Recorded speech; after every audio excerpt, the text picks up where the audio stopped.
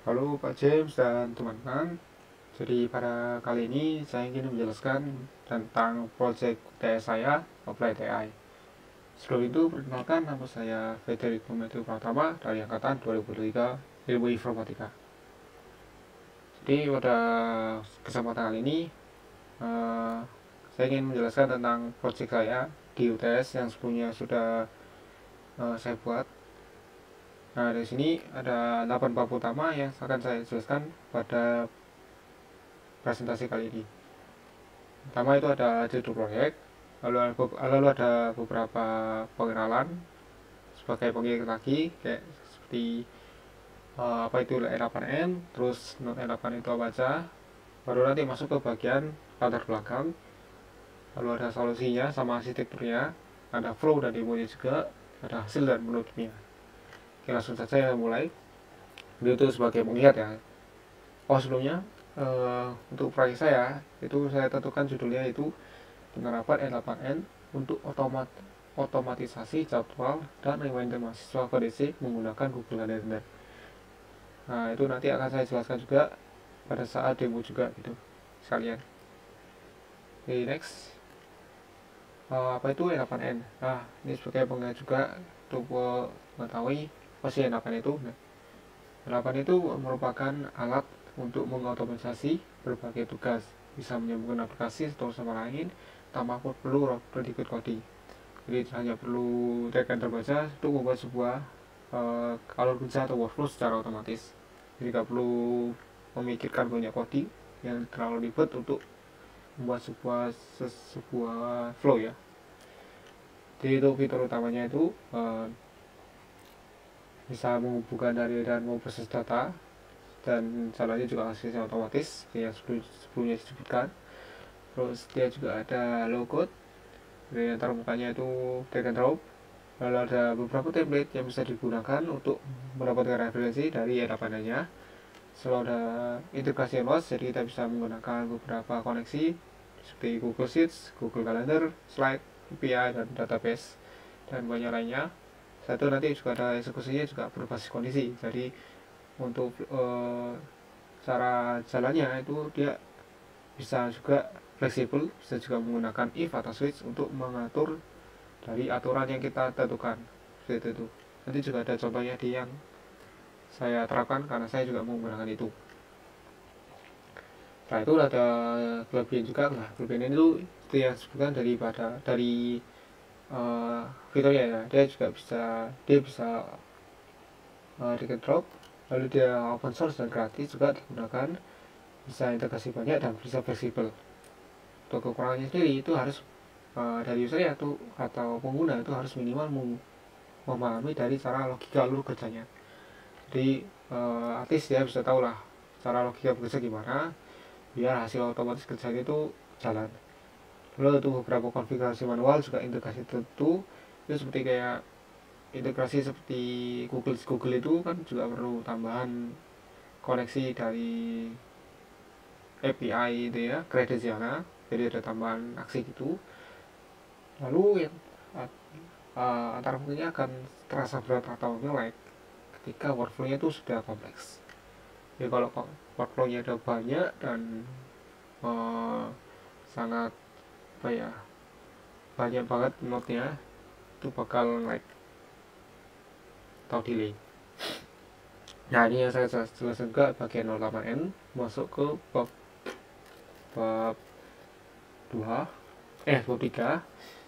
Nah, jadi ada 3 di tab 8. Terus yang pertama itu merupakan si trigger, yaitu bagian pemicu utamanya. Jadi mau startnya di mana itu nanti dia bakal start di bagian trigger. Setelah itu node. Nah, ini node yang baru saya sebutkan sebelumnya, itu node itu kayak sebuah tugas itu. Jadi dari setiap ini ya, tugas itu disebut node. Kalau ada connection, nah itu connection itu seperti kayak jalur gitu, kayak tol gitu, jalur untuk antara node ke node lainnya. Jadi kayak misal rumah A ke rumah B itu dia koneksinya menggunakan ini kayak kayak kita bilang aja kabel gitu, kayak ada koneksi workflow seperti pada umumnya.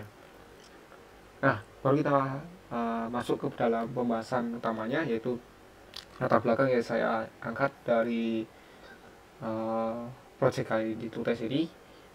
Nah, jadi ada dua ini poin, yaitu yang pertama, mahasiswa itu sering kesulitan mengikuti materi dan mengelola jadwal tugas secara normal.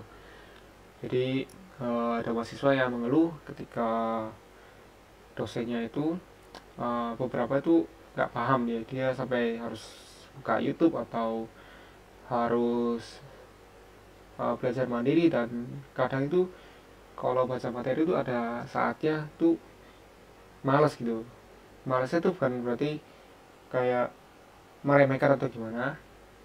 Malasnya tuh dia tuh emang harus mengerjakan itu, harus mau belajar itu, cuma nggak sanggup banget ngeliat atau membaca teks tuh sangat banyak banget. Jadi dia tuh pengen belajar, tapi belajarnya tuh kayak dapet intinya tuh, inti belajarnya kira-kira mau apa sih, belajar apa sih itu dari materi ini tuh, kira-kira apa yang harus ditangkap. Jadi supaya walaupun uh, udah capek di kegiatan lain, itu dia bisa menyempatkan waktu untuk membaca dari summary-nya itu, walaupun dari mahasiswa yang saya interview ini tetap bakal membaca yang asli ya, buat memastikan lagi bahwa dari summary itu benar. Lalu ada yang kedua, yaitu dibutuhkan sistem otomatisasi Google Calendar dan Reminder. Nah, ini sama seperti yang sebelah kiri ya, itu ada mengelola jadwal juga, di kanan juga ada jadwal. Cuma bedanya di sini tuh ada remindernya. Jadi nanti ketika mahasiswanya nge-assign atau membuat sebuah kegiatan, itu akan ada reminder, dan pembuatan juga akan otomatisasi. Jadi semua dari latar belakang ini perlunya kayak efisiensi. Nah, jadi ada contoh hasil dari interview dari 11 mahasiswa terverifikasi. Jadi yang paling banyak itu ada kebutuhan di sistem otomasi kalender, dan ada beberapa itu ada yang minta ke summary sama pembuatan quiz secara interaktif. Di mereka mau dapat inti dari suatu materi tersebut, dan juga menguji coba dari materi itu, seperti pembuatan kuis, dan bisa juga menjawab dari kuis itu dan mendapatkan skor. Itu dari latar belakang saya. Nah, jadi dari itu saya menemukan solusi, yaitu menggunakan L8N untuk otomatisasi pembuatan jadwal Google Calendar dan pengiriman reminder melalui Telegram, sekaligus memungkinkan ringkasan materi dan kuis. Jadi tidak hanya summary kuis saja, summary materi aja, tapi juga dia bisa menguji dengan pembuatan si quiz secara interaktif. Lalu ada Google Calendar juga untuk melacak kegiatan, dan ada reminder itu. Jadi untuk arsitekturnya sendiri itu ada switch yang saya sebutkan sebelumnya, itu ada alur yang mengatur. Lalu ada JavaScript juga, ada get file, terus ada integrasi seperti Telegram, Google Calendar, Google Spreadsheet, dan masih banyak lagi. Nanti akan saya jelaskan secara detail pada bagian flow dari itu. Nah, jadi saya akan menjelaskan dari flow demo ini. Jadi ini sangat banyak banget teman-teman. Dia ada JS, dan JS ini katanya banyak, cuman saya menggunakan JS itu untuk menata rapi dari file JS-nya. Jadi si endapan ini memang kurang mampu untuk untuk merapikan dari outputnya gitu. Bukan kadang sih, memang sih. Contohnya di AI ini dia cuma ngirimnya tuh sebuah output aja, jadi satu JSON, cuma satu output itu dia memiliki banyak banyak field yang terkandung. Jadi perlu di split supaya kita tahu gitu, si namanya tahu kalau ini tuh bagiannya untuk start date, misalnya start date, bagian itu end date. Nah, situ. Jadi kelihatannya banyak JS-nya, tapi kebanyakan saya gunakan JavaScript-nya, itu hanya membuat splitting data sama feed untuk membalas pesan biar lebih rapi lah, kayak kerapiannya untuk kenyamanan user experience ya, seperti itu. Nah, jadi saya masuk aja ke bagian demo secara detail ya. Jadi ada satu-satu juga biar kelihatan jelas, karena kan dari sini kan sangat kompleks dan jadi tidak bisa melihat ya. Walaupun saya zoom juga ini bakal burung gitu. Nah, ini saya putuskan untuk potong-potong agar bisa membaca dengan detail. Nah, jadi dimulai untuk ketika menggunakan bot, nanti si bot ini akan menyapa dari penggunanya atau mahasiswanya. Jadi nanti dia akan diarahin menggunakan guide seperti kayak cara menggunanya. Ini bakal muncul ini seperti contoh ini. Setelah itu nanti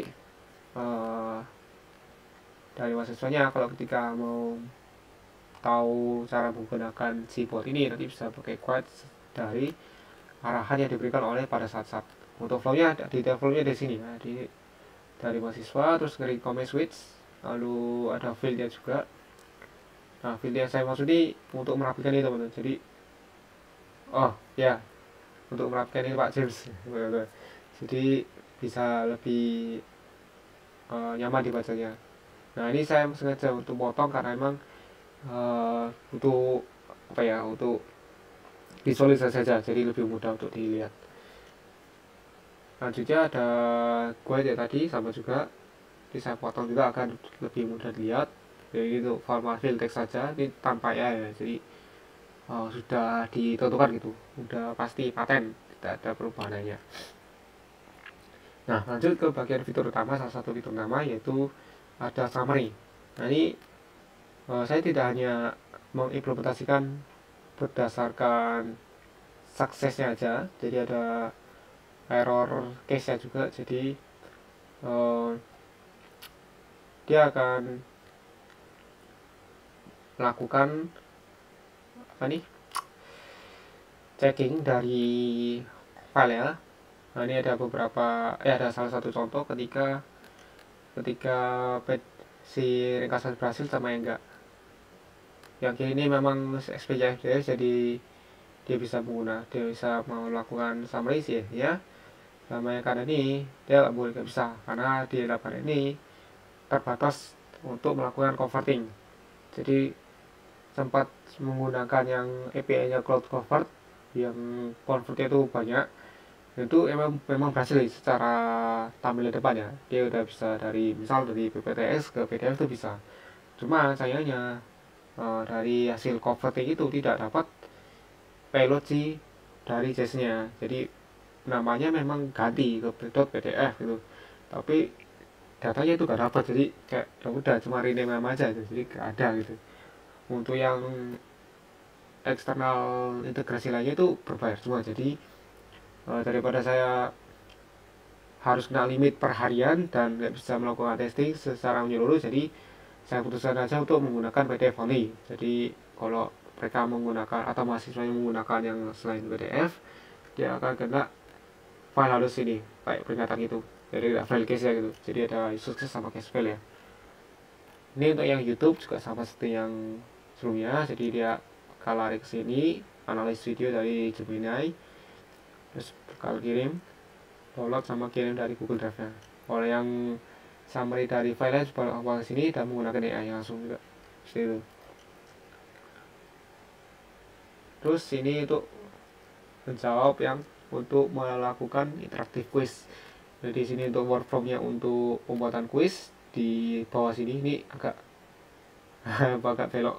Jadi ke bawah sini ini merupakan pembuatan quiz, semua workflow-nya. Yang atas ini cuma ngelisnya.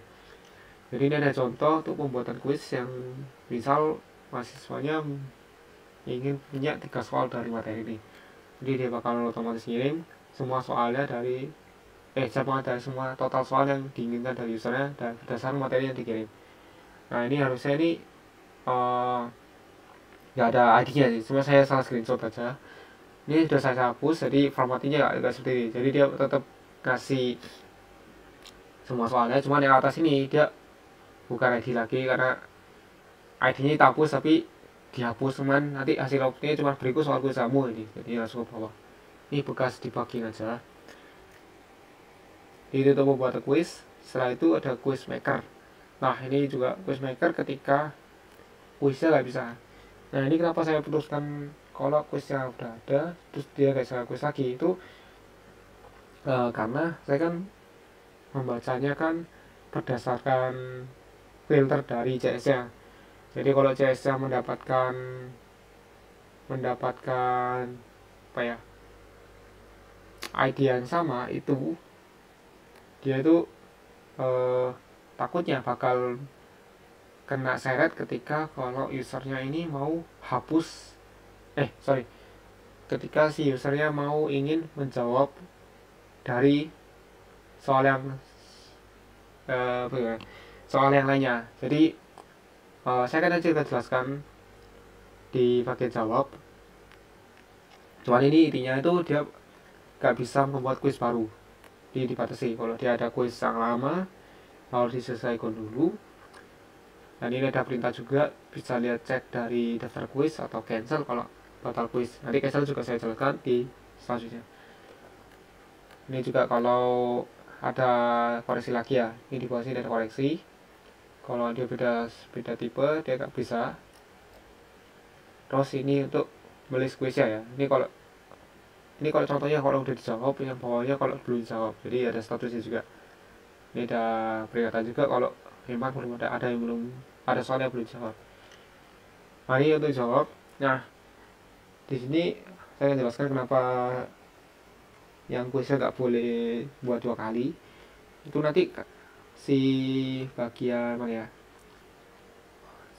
jawab ya, ini di bagian fit answer itu dia, karena kan sebelumnya karena kan saya sebutkan kan interaktif, jadi untuk bagian menjawabnya itu ada filternya. Jadi filternya itu berdasarkan ID sama si quiz number ya gitu.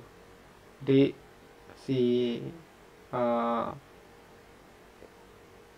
pergantian untuk updating ke sheetnya itu juga bisa gitu, bisa dinamis. Jadi ketika si ID-nya sama dan quiz nomornya sama, misal Google Sheet ini deh, itu ada 2 kali. Nah itu nanti kayaknya sepertinya akan membuat konflik gitu, terjadi konflik. Jadi memang saya batasan karena saya menggunakan Google Sheet, jadi untuk kelancaran dan interaktifnya si quiz gitu sih. Kayak di sebelumnya kan ada perintah juga, kalau nggak boleh terus saya kirimkan suruh untuk melakukan isi dari quiz atau enggak di cancel, terus dia bisa cari ulang seperti itu. Itu yang untuk jawab itu ketika ya berhasil ya. Kalau salah format ini juga ada checking juga, jadi ini kan ada ini ya, ada switch biar ke bawah. Sebenarnya ini juga bisa pakai if, cuman saya lebih suka pakai switch saja ya, cuma karena kan saya kan tinggal kopas ini ya, dan ini terus tinggal hapus yang gak perlu gitu aja. Nah selanjutnya, oh ya, ini kalau berhasil dia bakal update ini jam 2, berarti kan benar ya, skornya 1, korenya benar. Terus ini kalau nggak salah dia nggak bakal efek apapun. Lanjut ke bagian list answer. Nah ini kondisi ketika semua soal dijawab. Nah ini anggapannya sebenarnya kan ini kan 3 soal ya, cuma ini kan saya update lagi karena saya habis update poles. Jadi nanti kurang lebih nanti kalau list dari atau cek soalnya itu satu soalnya itu nanti bakal seperti ini. Sebelumnya kan kalau ada beberapa satu atau lebih dari soal yang perlu dikerjakan, akan ada seperti ini, ada peringatan. Kalau udah dijawab semua, dia bakal ada arahan juga lagi selanjutnya, jadi mahasiswanya tahu kayak selanjutnya itu ngapain gitu. Ini ada semua soal sudah kamu jawab, jadi bisa mengakhiri kuis dan membersihkan data ini. Jadi nanti konsepnya tuh kalau udah kuis selesai itu dia bakal menghapus, dan nanti juga bakal ada scoringnya itu di belakangnya selesai. Nah nanti dihapus supaya nanti bisa membuat kuis lagi, karena kan sebelumnya kan tidak bisa buat kuis yang sama, bukan ini sama, kuis lebih dari 1 kali itu, satu kali jadi harus dibatasi. Ini nanti kalau udah sekiranya sudah selesai semua itu dia bisa selesai. Nah ini kalau udah selesai dan udah kasih semua jawabannya, jadi ini ada 2 soal ya benar semua. Ini jadi dihapus. Nah ini kalau sekiranya belum selesai ya. Jadi kan ini kan di bagian selesai kan ada checking lagi nih, mana ya, ya nih di bagian sini, jadi ada checking lagi sini, harus selesai semua lah. Jadi dibaca harus selesai semua. Kalau dia nggak selesai salah satu ya selesai, dia bakal kena fallback ke sini buat dikirimin peringatan. Nah ini saya maksud, kalau semisal mahasiswanya itu wis sudah nggak pengen lagi jawab kuis yang sebelumnya lupa dijawab atau udah malas jawab, itu bisa melakukan cancel. Jadi kalau selesai kan dia kan bakal nge-spill ini ya, hasil dari skor. Kalau cancel itu dia membatalkan, jadi nggak peduli dia itu udah dijawab atau belum, pokoknya dihapus supaya tujuannya itu nanti dia bisa generate quiz lagi gitu. Soalnya kan ya tadi sebelumnya ada filter dimana nggak bisa buat quiz 2 kali generate dalam satu user ya, situ tuh. Nah kalau misalnya usernya atau mahasiswanya menggunakan dalam proses quiz yang sama, itu masih gak apa-apa, karena kan filternya tidak hanya dari ID-nya aja, tidak hanya dari question number ya, tapi juga ada quiz dari user ID juga. Jadi setiap user ID dari Telegram kan beda-beda, jadi kemungkinan nggak bakal ada komunikasi, kemungkinan besar ya tidak komunikasi, jadi karena setiap user ID beda. Jadi ini kalau cancel ya dia hapus sama seperti yang cancel juga, cancel ini bakal hapus seperti yang selesai, jadi bakal dihapus semuanya seperti itu. Ini untuk reminder quiz ketika kalau mahasiswanya lupa ini ya, kirim atau kerjakan quiz. Ini nanti quiznya tuh remindernya bakal ketika setiap 8 jam, jadi gak bakal nge-flooding atau nge-spam gitu. Nah masuk ke bagian jenis yang kedua. Nah sebelumnya kan sama quiz sudah jadi ini yang bagian untuk yang create event otomatisasi Google Calendar. Diawali dengan pembuatan event, jadi mahasiswa juga bisa melakukan request kalender di misalnya ini membuatkan event UTS apply dari sekarang jam dari jam sekarang jam 10 ini sampai ini sudah dibuat. Nah kira ada bikin di hari Sabtu. Nah ini ya pembuatannya itu dari Kamis, jadi kalau dari sekarang kan berarti kan dia Jumat Sabtu, jadi Sabtu benar, maksudnya ke Sabtu. Jadi ini juga udah tahu untuk konteks dari besok, hari ini, lusa, minggu depan, dan seterusnya dan sebagainya. Masuk ke bagian list kalender atau list event. Nah jadi kalau sebelumnya kan kalau yang quiz kan menggunakan check ya, slash check. Kalau yang list event itu slash list. Listnya tuh mau race berapa juga ada. Jadi contoh race 1 minggu, nanti dia bakal keluar seperti ini. Nah sebelum itu saya lanjutkan, terus semua itu sudah di-spill pada bagian guide. Jadi mungkin kelihatannya ini nggak lengkap, cuman ini itu ada lanjutannya, cuman tidak saya screenshot semua. Cuman intinya untuk cara penggunaan si bot ini sudah tertera jelas di bagian guide, jadi ada contohnya juga caranya gimana. Dan perlu saya ingatkan lagi, kalau usernya atau mahasiswanya mengalami salah format, dia bakal di reminder salah satunya seperti yang ini. Itu udah ada ceki-cekinya. Kembali lagi ke bagian list event. Nah ini sudah, jadi ada pembuatan kalender, list event, dan nanti selanjutnya ada edit event. Nah ini itu bisa melakukan edit atau updating dari sebuah dari event yang ada. Jadi misalkan saya mau update dari UTS supply tadi dibuat sebelumnya ke namanya UTS Softtest, itu juga bisa. Ini sini bakal berubah dari sebelumnya kan apply ke Softtest. Nah ini kalau eventnya gagal ya, ini salah satu contoh aja. Sebenarnya ini screenshot lama, cuman saya kan ini kan baru saya update karena kan ada beberapa yang saya poles di formattingnya biar biar penggunanya itu enak dilihat. Itu setelah saya melakukan UID untuk paper saya, jadi saya harus melakukan poles biar usernya itu paham gitu. Lalu ini untuk contohnya, kalau formatnya salah dia bakal kirim ini, atau mungkin si ketika dari namanya nggak keluar atau nggak sama, dia nggak bakal ini ya, ketemu gitu. Ini format salah kalau terus namanya nggak ketemu.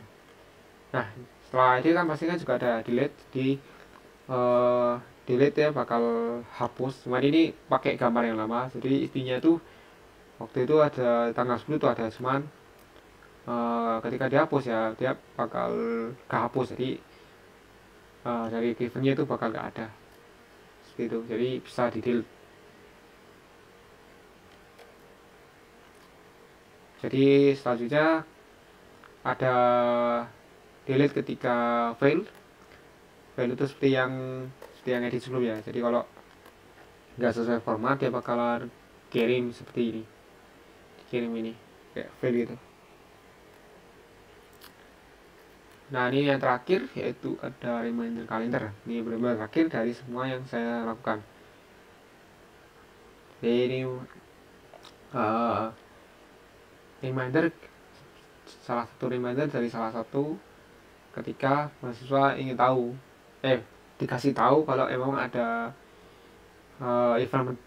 event yang udah mendekat gitu. Jadi ada saya tetapkan itu ada setengah jam, ada 1 jam, ada 2 jam, sama 1 hari kalau salah. Itu pokoknya bakal ada reminder jauh-jauh gitu, hari yang dekat sampai yang jauh-jauh sebelumnya lah, itu untuk reminder ya. Oke, jadi hasilnya itu ini. Jadi mulai dari event otomatis tercatat, itu cetak UTS-nya, terus kuisnya, dan informasi siswanya itu bisa langsung ke Google Calendar. Jadi untuk apa ya, untuk pelacakan atau list dari kegiatan itu sudah oke, dan berfungsi dengan baik. Lalu ada juga summary dan integrasi kuis yang menjadi topik kedua, harusnya itu juga udah berhasil juga, bisa melakukan summary dengan baik, dengan formatnya juga udah oke. Dan ada juga di bagian kuis yang ada jawabannya juga interaktif, dan juga ada scoring otomatis juga gitu. Lalu ada feedback interaktif juga apabila mahasiswanya melakukan atau salah formatnya. Karena kan kalau pengguna kan atau misalnya kan nggak pengen itu baca guide-nya, jadi nanti bakal disampaikan kalau memang ada beberapa format yang dia kirim itu salah. Jadi ada reminder, jadi dia bisa mengirimkan ulang dengan format yang sesuai atau yang di-expect dari N8-nya yang saya buat seperti itu.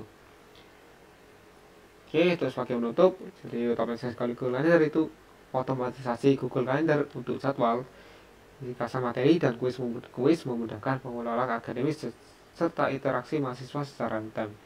Di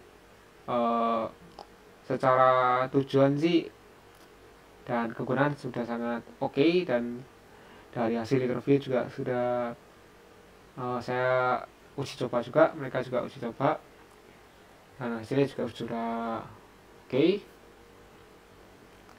Itu saja dari saya, dari presentasi UTS Applied AI tentang N8N. Terima kasih Pak James dan teman-teman.